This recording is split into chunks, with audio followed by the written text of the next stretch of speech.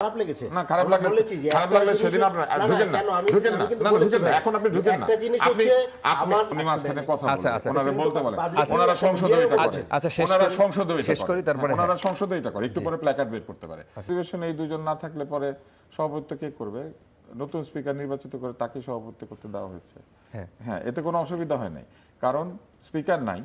আর deputy speaker জেলখানায় একই কারণে যে কারণে উনি শপথ গ্রহণের জন্য আসতে পারেন নাই শপথ নেওয়ানোর জন্য জি। সে একই কারণে সভাপতিত্ব করতে আসতে পারেন নাই এটা নিয়ে টেলিভিশনে জটিলতা তৈরি করলে টিআরপি বাড়ে এছাড়া কিছু লাভ হয় না কিন্তু অবশ্যই এই জায়গায় একটা স্ববিরোধী যুক্তি হয়েছে সেটা হচ্ছে যে ফ্যাসিবাদ তাকে নির্বাচিত করেছে স্পিকার সেই কারণে তাকে আনি নাই তাহলে একই ঘটনা ঘটবে প্রেসিডেন্টের বেলায়ও তাহলে প্রেসিডেন্ট কেন আসলো এটা সে রাইটফুলি পয়েন্ট করেছে কিন্তু এখানেও স্ববিরোধিতা হচ্ছে তাদের দুজন উপদেষ্টা একজন যিনি তাদের দলের সভাপতি তিনি যখন শপথ নিয়েছিলেন সেদিন ফ্যাসিবাদের কাছে শপথ নিতে তাদের খারাপ লাগে নাই Right. সেদিন মনে হয়েছে শপথ নেওয়াইলে উনি ভালো অথবা খারাপ লেগেছে না খারাপ লাগলে বলেছি যে খারাপ লাগলে সেদিন আপনারা ঢুকেন না ঢুকেন না না ঢুকেন না এখন আপনি ঢুকেন না একটা জিনিস আপনি হচ্ছে আপনি আমার আমি যখন আমি তার পাবলিক স্পেয়ারে স্পেস দিচ্ছি দুই জিনিস না শোনেন দুইটাই পাবলিক স্পেয়ার আপনি দুইটাই আসেন একই- আপনি আসেন আমাকে শেষ করতে দেন আপনি তখন বলেছেন আপনি এখানে কথা বলেন না প্রেসিডেন্ট যখনই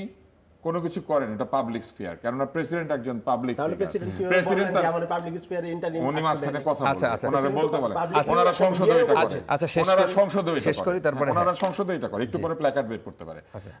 আসেন আমরা নিয়ে আসেন আমার জানি ধারণা। না। জি। আসেন আমরা কথা বলা বলি যায় না ওই দিন তো আমরা প্রথমে আমরা- দেখি নাই যে আচ্ছা, ওনারা আমরা নিয়ে কথা আসছেন, বলি কিন্তু পরে না না আমরা বের হয়েছে। আমরা কথা বলি সেটা হচ্ছে যে উনি যখন শপথ গ্রহণ করিয়েছেন তখন ওনারা যেটা নিয়ে ব্যস্ত হয়েছিলেন সেটা হচ্ছে শপথের পিছনে বঙ্গবন্ধুর ছবি ঝুলবে নাকি ঝুলবে না এটা নিয়ে তারা ব্যস্ত হয়েছিলেন কিন্তু এটা তারা বলেন নাই যে আওয়ামী লীগের নির্বাচিত প্রেসিডেন্টের কাছে আমরা শপথ নিব না ততক্ষণ পর্যন্ত উনি ভালো ছিলেন 133টা অধ্যাদেশ জারি করা হয়েছে ওই অধ্যাদেশগুলির মধ্যে যেহেতু অনেক ধরনের অধ্যাদেশ তাদের ইচ্ছা অনুযায়ী হয়েছে প্রায় সবগুলাই অতএব তারা সেখানেও বলেন নয় অবৈধ প্রেসিডেন্ট কেন অধ্যাদেশ সাইন করে তার মধ্যে সবচেয়ে অধ্যাদেশ কোনটা গণভোটের যে জুলাই আদেশ সেটা কে সাইন করেছেন রাষ্ট্রপতি প্রেসিডেন্ট এই অবৈধ রাষ্ট্রপতি এত অবৈধ যে তাকে চেহারা পর্যন্ত তারা সহ্য করতে পারে না কিন্তু সাইন করলে এটা সহ্য করে ওই যে পঠিত হইলে ঠিক আছে হ্যাঁ না হলে ঠিক নাই এইবার আসেন উনি ওখানে ঢুকেছেন জাতীয় সংগীতের সময় ওনারা যে দাঁড়ান নাই হান্নান মাসুদ বলেছেন যে তারা শুনতে পান নাই আমি ওইটাকে ধরে নিচ্ছি কারণ হান্নান মাসুদ তো একজন অত্যন্ত গুরুত্বপূর্ণ নেতা কিন্তু আপনি এই জায়গাটা চিন্তা করে দেখেন তার অভিশংসন তারা চায় অভিশংসনের যে নিয়ম আছে সেই নিয়মের মধ্যে কোথায় আছে যে ওনার নির্বাচন পদ্ধতি নিয়ে আপত্তি থাকলে তাকে অভিশংসন করা যাবে অভিশংসনের সুনির্দিষ্ট নিয়ম আছে কেন কাউকে অভিশংসন করা যায় আর অভিশংসন করতে ইচ্ছা করলে 2/3 সংখ্যাগরিষ্ঠতা পেয়ে আপনারা এসে অভিশংসন করে দিতেন ইমপিচ করতেন কিন্তু ইমপিচমেন্টের সময় তো বলতে হবে ওনাকে কেন অভিশংসন করা হচ্ছে এবার তারা ধন্যবাদ শুরুতে দেখেন আমাকে একটা উত্তর দিয়েছিলেন ধন্যবাদ প্রস্তাবের নিয়ে আমরা আলোচনা করব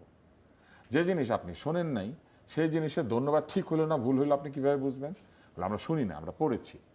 তো পড়িয়া আমরা এই ধন্যবাদ প্রস্তাব নিয়ে আলোচনা করবো তাহলে এটাও তো ওনারা পারেন ধন্যবাদ প্রস্তাবে সরকার কি কি বলবে এটা ওনারা পড়বেন শুনবেন না ওনারা সংসদের বাইরে থাকলেন পরে পড়ে টরে এসে উত্তর দিলেন মূল বিষয় হচ্ছে ধন্যবাদ প্রস্তাবটা কাকে রাষ্ট্রপতি রাষ্ট্রপতিকে কেন ওনার ভাষণের জন্য ওনার ভাষণটা কে তৈরি করে দিয়েছে সরকার তৈরি করে দিয়েছে সরকারের তৈরি করা ধন্যবাদ প্রস্তাব ভাষণে আবার সরকার ধন্যবাদও দেয় এই কাণ্ডটা কে করেছেন শেখ হাসিনা শেখ হাসিনা কি করেছিলেন আব্দুর রহমান বিশ্বাস বক্তৃতা দিবে ফলে যদি উল্টাপাল্টা বলে এই জন্য একটা আইন বানিয়ে ফেলেছিল শুরুতেই যে প্রেসিডেন্টের লিখিত বক্তৃতা মন্ত্রী পরিষদ অনুমোদন করবে জি তাহলে মন্ত্রী পরিষদ হচ্ছে প্রেসিডেন্টের বক্তৃতার সম্পাদক মণ্ডলী জি। তারা ভালো করে দেখে দেয় কোনটা বলবে কোনটা বলবে না আদতে লিখেই দেয় তো অতএব বিএনপি অবস্থাটা চিন্তা করেন এখন ওই আইনের কারণে নিজেদের লিখে দেওয়া প্রস্তাবকেই নিজেদেরকে ধন্যবাদ দিতে হচ্ছে কারণ আইন ওইটা করেছে এবং এই কাণ্ডটা আওয়ামী লীগও করতো নিজেদের লিখে দেওয়া প্রস্তাবই তারা ধন্যবাদ দিত কিন্তু তাতে তাদের খুব একটা খারাপ লাগতো না কারণ প্রেসিডেন্ট তো তারাই বানিয়েছে অতএব তারা এটা নিয়ে মন খারাপ করতো না কিন্তু এখন আপনি অবস্থাটা দেখেন এখন অবস্থা হচ্ছে প্রেসিডেন্ট রেখে গিয়েছেন শেখ হাসিনা এবং তার সরকার কিন্তু প্রেসিডেন্ট সাংবিধানিকভাবে যা করা দরকার সবকিছুই করেছেন উনি কিন্তু এখন এই বক্তৃতা দিয়েছেন সাংবিধানিক বাধ্যবাধকতার কারণে আগেও যখন দিতেন তখন এটার কারণেই দিতেন এবং তাকে এই সাংবিধানিক বাধ্যবাধকতার কারণেই ওই শপথের সময়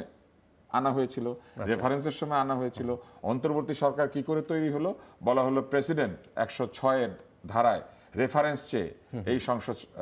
এই অন্তর্বর্তী সরকার তৈরি করেছে মানে প্রেসিডেন্ট যখন আদালতের কাছে রেফারেন্স চায়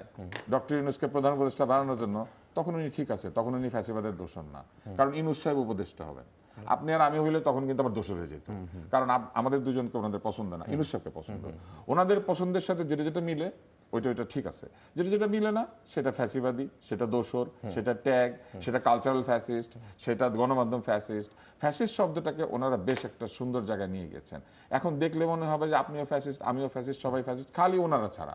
ওনারা কেউ ফ্যাসিস্ট না। কিন্তু ওনাদের দলের মধ্যে এমন লোক আছে যারা ফ্যাসিস্টদের প্রধানতম ব্যক্তির জন্য বক্তৃতা দিয়েছেন, এবং সেই বক্তৃতা আবার তাদের খারাপ লাগে না। ওই বক্তৃতার জন্য ওনারা বলেন না যে তুমি যে এত সুন্দর বক্তৃতা দিয়েছিলে, এইভাবে দিয়েছিলে, সেজন্য তুমি ফ্যাসিস্ট। কি বলে জানেন? তখন দিতে বাধ্য হয়েছিল। অন্যরা করলে বাধ্য হয় না, ওনারা করলে বাধ্য হয়। ওনাদের সমস্ত কিছু হচ্ছে সুবিধাজনক যেটা, এটাকে বলে আর্গুমেন্ট অফ কনভিনিয়েন্স, সুবিধার যুক্তি। যে যুক্তি যেখানে সুবিধা পাওয়া যায়